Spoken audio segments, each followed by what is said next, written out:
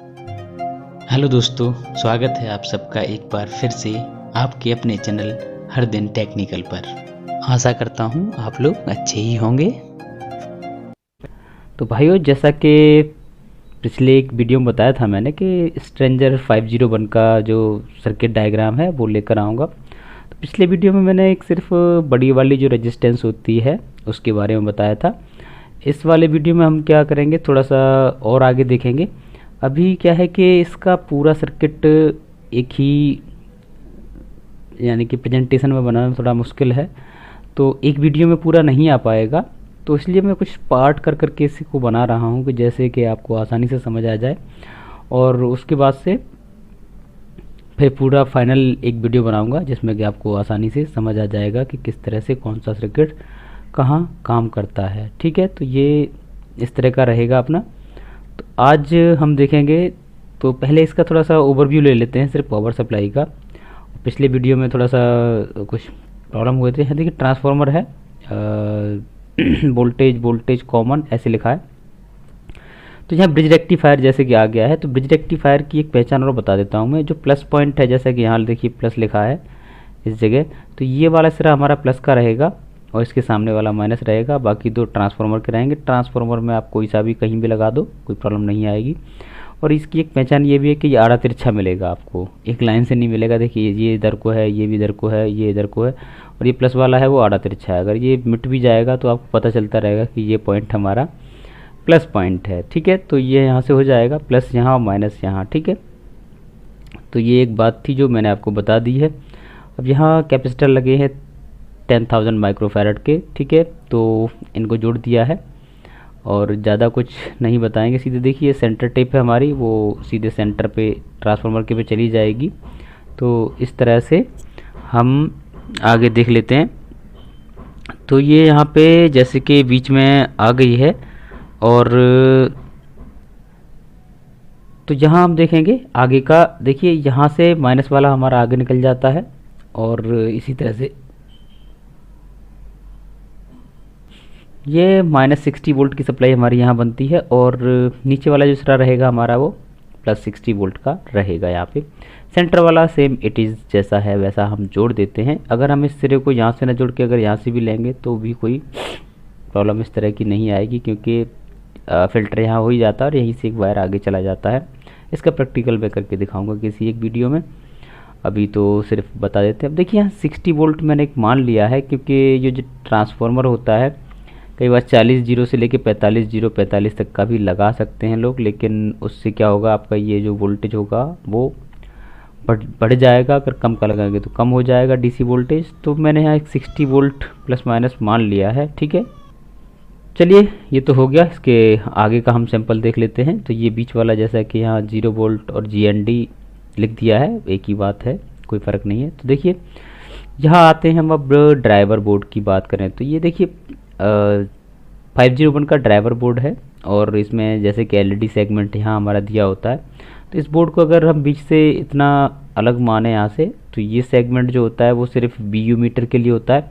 बाकी का ये सेगमेंट जितना है वो हमारा ड्राइवर बोर्ड का काम करता है। तो यहाँ क्या है, कुछ पॉइंट दिए हुए हैं जहाँ हमें वायर कनेक्ट करने होते हैं। तो बैक साइड इसलिए रखी है मैंने कि जिससे आपको आसानी से समझ आ जाए। अब आप जब कनेक्शन करते हैं तो ये इंश्योर कर लीजिएगा कि आपके 3 LED हैं वो ऊपर की तरफ हैं और बाकी ग्रीन वाली सारी नीचे की तरफ हैं। उस टाइम पे ये बोर्ड इसी कनेक्शन से जुड़ेगा, जैसे कि मैं आपको बताऊंगा। ठीक है, तो सबसे पहला हम यहाँ से फर्स्ट मानेंगे। फर्स्ट, सेकंड, थर्ड और फोर्थ वाली जो पिने हैं, 4 और 5 आपस में जुड़ी हुई हैं, और ऐसे ही 6, 7, 8 ऐसे करके बनी हुई हैं पिने ये।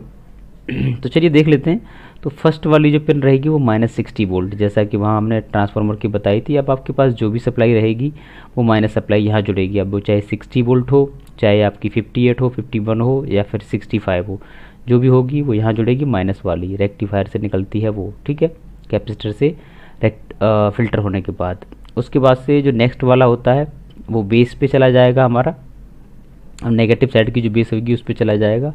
तीसरा होता है वो कलेक्टर पे। अब कलेक्टर पे कैसे होगा वो हम आगे समझेंगे। सिर्फ यहाँ हम कलर कोड भी आपको दे रहे हैं इसी के साथ में, कि इस तरह के वायर होते हैं इस कलर के, उसी कलर से मैंने यहाँ लिख दिया है जिससे कि आपको प्रॉब्लम ना हो। ठीक है, तो देखिए ये फीडबैक वाइट वायर से होता है, तो यहाँ मैं अगर वाइट पे वाइट लिखूँगा तो आपको दिखेगा ही नहीं, इसलिए ब्लैक कर दिया है पीछे। तो फीडबैक वाला जो है यहाँ जो वायर कर लगेगा, आप चाहे आप यहाँ लगा दीजिए चाहे नीचे लगा दीजिए, वो वाइट कलर का वायर रहेगा, आप यहाँ लगा दीजिए। और नहीं है तो मैं बता दूंगा, वाइट भी नहीं लेते हैं, जो भी कलर का वायर हो आप यहाँ जोड़ दें। स्पीकर लाइन का वायर होता है एक्चुअली ये। तो उसके नीचे वाला देखते हैं, तो देखिए ये एमीटर से हमारा आता है और एमीटर पे जाके जुड़ जाता है इस तरह से।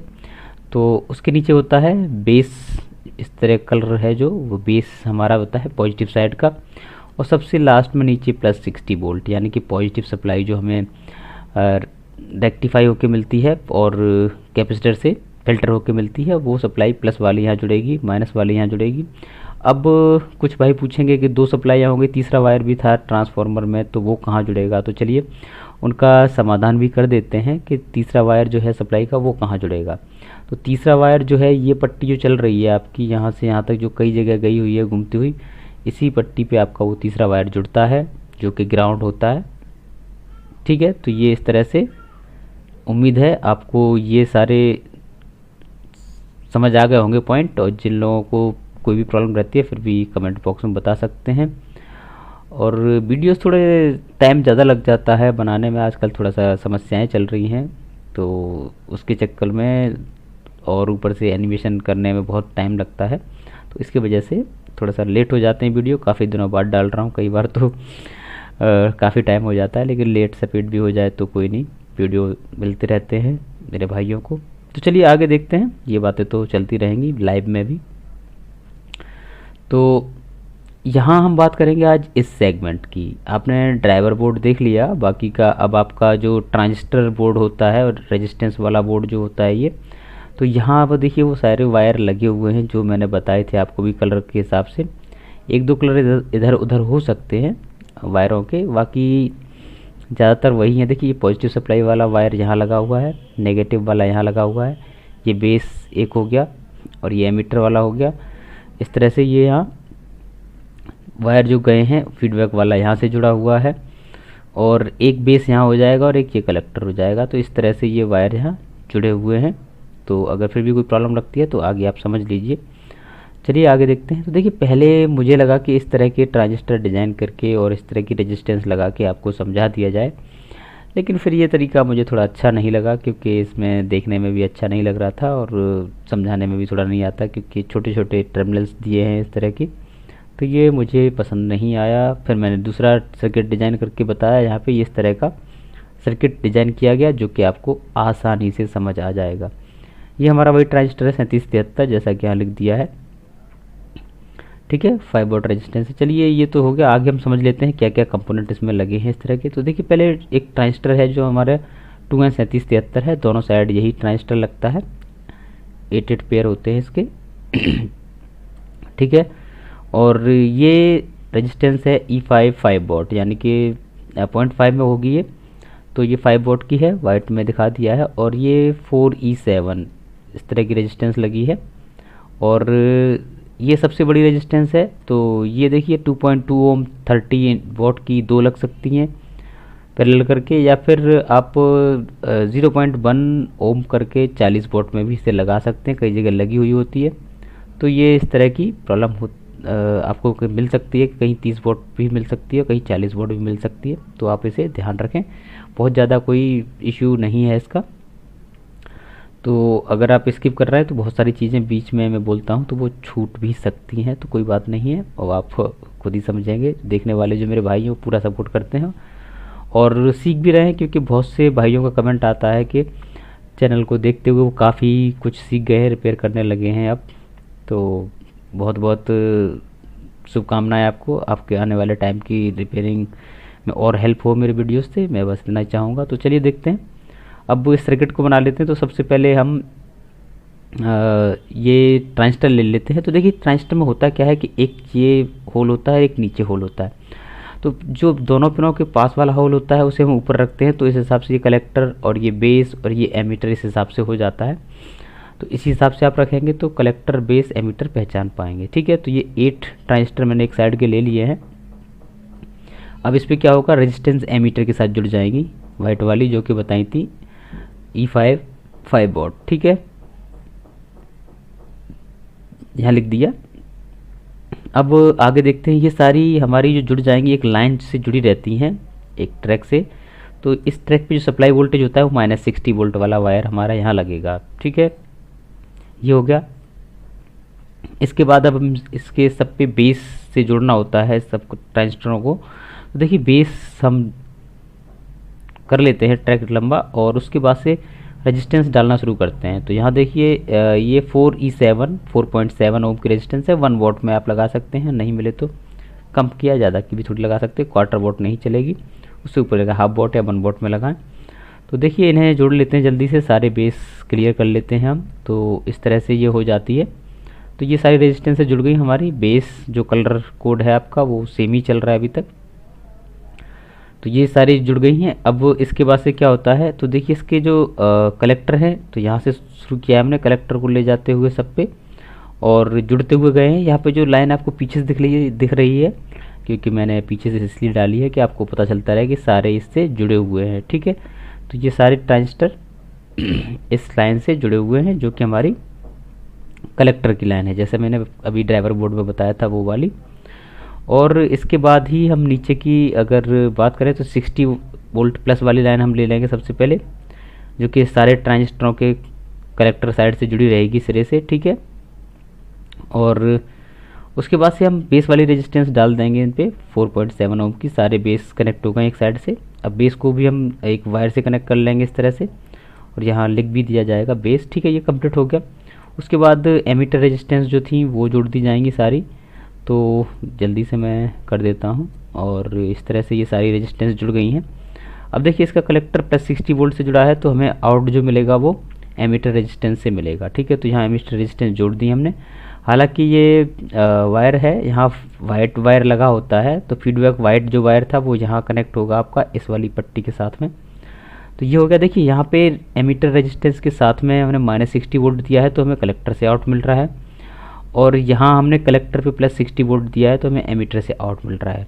फ़र्क इतना है कि जो नेगेटिव सप्लाई है उसका हमें आउट कलेक्टर से मिलता है, और जो पॉजिटिव सप्लाई है वो NPN ट्रांजिस्टर के कलेक्टर पे देते हैं, तो एमीटर से हमें आउट मिलता है। इस तरह से हो गया ये। अब इसके बाद से यहाँ एक रेजिस्टेंस के एमीटर से सीधा एक वायर निकल जाता है, जो कि एमीटर के नाम से ही जुड़ा है पॉजिटिव साइड में, जहाँ +60 वोल्ट देते हैं उसी साइड जुड़ेगा ये। तो ये हो गया। अब इसमें बेस और एमीटर हो गया, +60 वोल्ट भी हो गया, 3 टर्मिनल ये हो गए हमारे। अब इसमें बड़ी वाली रेजिस्टेंस जो होती है वो भी मैं जोड़ के बता ही देता हूँ, क्योंकि फिर प्रॉब्लम होगी आपको समझने में। तो देखिए यहाँ एक सिरा जुड़ा रहेगा रेजिस्टेंस का, और एक सिरा हमारा यहाँ जुड़ा रहता है। इसके बाद से इसी टर्मिनल से हमारा ट्रांसफार्मर जो साउंड आउटपुट ट्रांसफार्मर होता है वहाँ के लिए निकल जाता है। तो वहाँ निकलने के बाद में आगे जाके ये जुड़ जाता है हमारा एक नेगेटिव से तरह जुड़ता है ट्रांसफार्मर का, और एक यहाँ इस लाइन से जुड़ा ही रहता है। +60 वोल्ट हमारा यहाँ, -60 वोल्ट यहाँ, बाकी जो ड्राइवर बोर्ड के कनेक्शन है वो इस तरफ जुड़ जाएंगे इस तरह से।